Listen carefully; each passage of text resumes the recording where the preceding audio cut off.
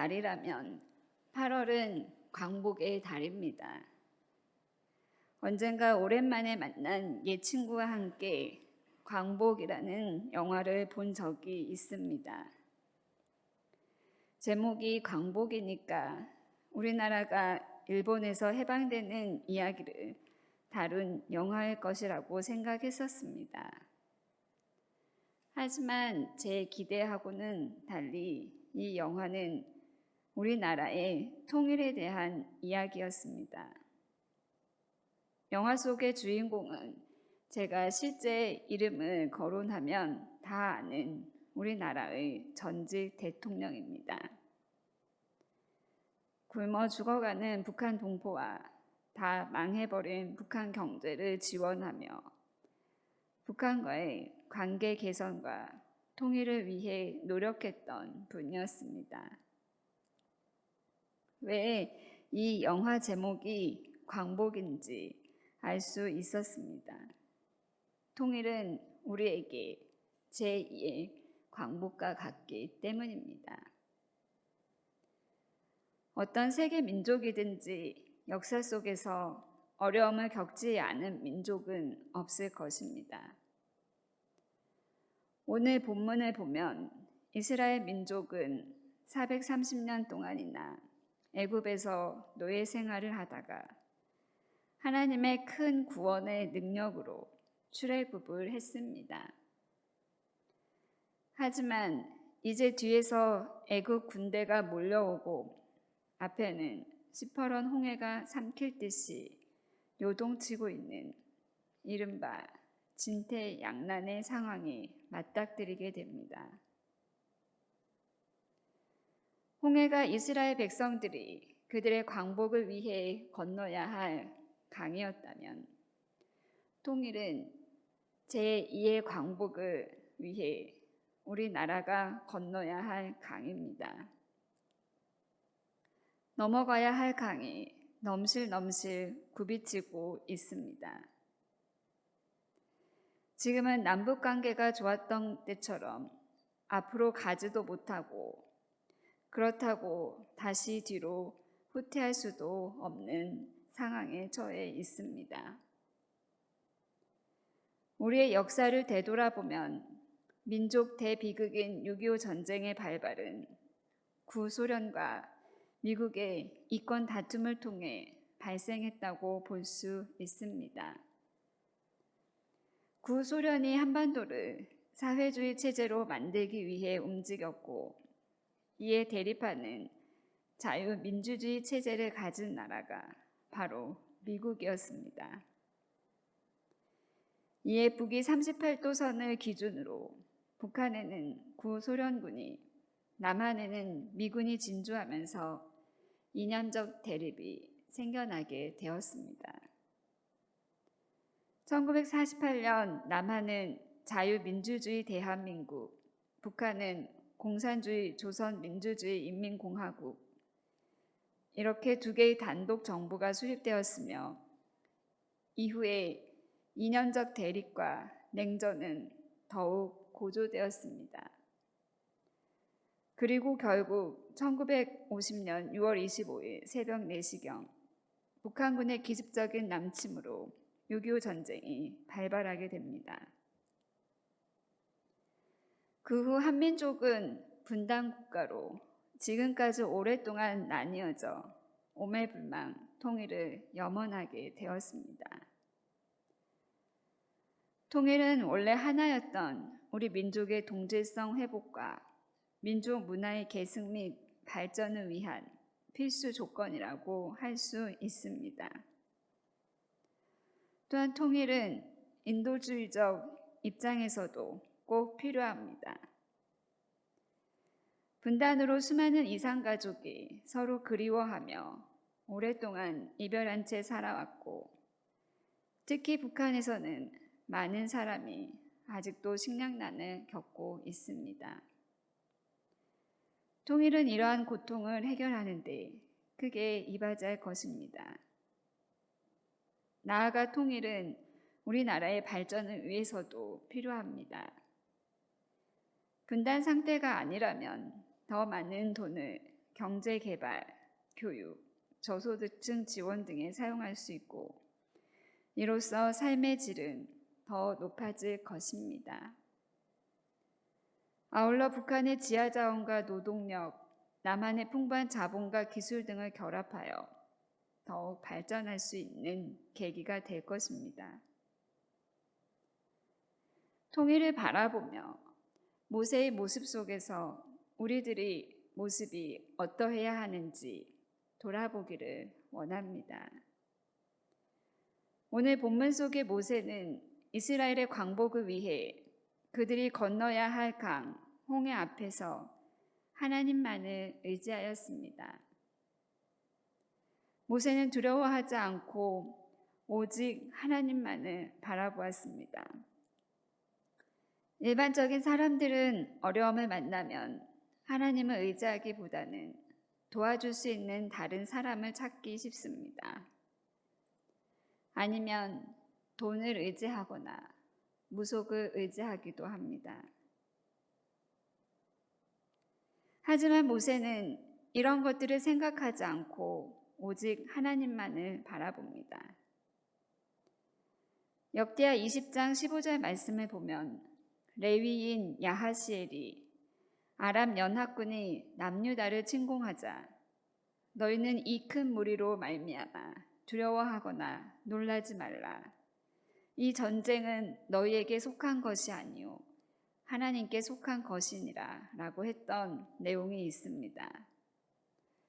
우리는 전쟁이든 통일이든 모든 영역이 하나님께 속해 있음을 알고 두려워하지 말고 하나님만을 의지해야 합니다. 어떤 분이 아브라함 링컨에게 대통령께서는 놀라운 일을 하셨는데 그 성공의 비결이 무엇입니까? 라고 물었습니다. 링컨은 이렇게 답했습니다. 실패를 많이 경험했기 때문입니다.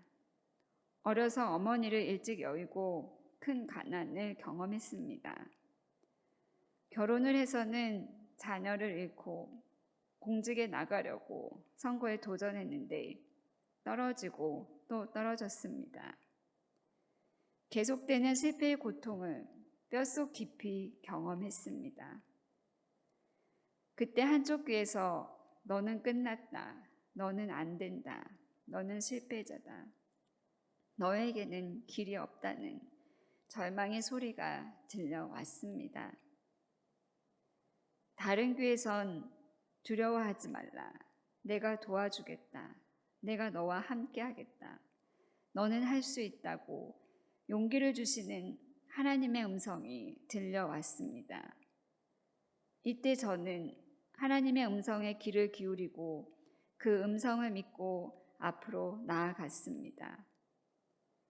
두려움의 모든 장애물은 다 사라지고 승리하게 하시는 하나님의 구원만 바라봤습니다. 하나님께서는 통일을 향한 남북관계의 문제 앞에서도 우리가 이렇게 두려워하지 말고 하나님을 바라보는 믿음의 사람이 되기를 원하십니다.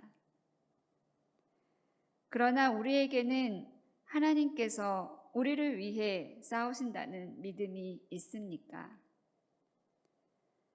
본문 14절을 보면 여호와께서 너희를 위해 싸우시리니 너희는 가만히 있을지어다 라고 말씀하십니다. 하나님께서 이스라엘 백성을 위해서 직접 싸우시겠다는 말씀입니다. 결국 하나님께서는 큰 동풍을 불게 하셔서 밤새도록 바닷물을 물러가게 하시고 물이 갈라지게 하셨습니다. 그리고 이스라엘 백성을 구원하시기 위해서 애굽 군대를 어지럽게 하시며 그들의 병거 바퀴를 벗겨서 달리기가 어렵게 하셨습니다. 애굽 사람들은 여호와 하나님께서 이스라엘을 위해 싸워 애굽 사람들을 치시는 것을 보고 이스라엘 앞에서 도망할 수밖에 없었습니다.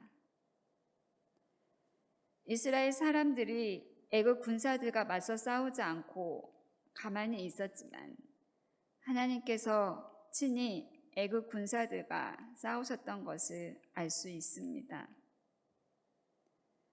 제가 아는 집사님의 간증입니다. 집사님 남편이 고위 공무원인데 직장에서 1년 동안 해외 유학을 보내주는 프로그램이 있었다고 합니다. 남편이 아내 집사님께 해외 연수 프로그램에 도전하겠다고 말했습니다. 아내 집사님은 새벽 기도에 나가서 남편을 위해 기도하기 시작했습니다. 이 프로그램은 팀을 편성해서 그 팀에서 영어 점수가 제일 좋은 사람이 유학을 갈 수 있게 하는 시스템이었습니다. 그 집사님의 남편은 영어 점수가 높지 않았습니다. 하지만 기적이 일어났습니다. 하나님께서는 아내의 기도에 응답하셔서 남편이 영어 점수가 좋지 않은 팀에 배정되게 하셨습니다. 다른 사람들은 90점 이상의 높은 점수에도 자기 팀에서 1등을 하지 못해 유학을 가지 못했습니다. 하지만 집사님 남편은 영어를 못하는 팀에 배정돼서 70점 정도의 점수를 맞고도 자기가 속한 팀에서 1등을 해서 유학을 가게 되었던 것입니다. 이렇게 하나님은 직접 일하셔서 우리를 위해 싸우십니다. 여러분은 새벽 기도하실 때 또는 늘 하는 기도 가운데 나라와 민족을 위한 기도가 있으십니까? 북한의 골짜기마다 교회가 들어서고 북한 백성들이 배고픔과 공산 치하에서의 고통에서 속히 해방되기를 기도하십니까?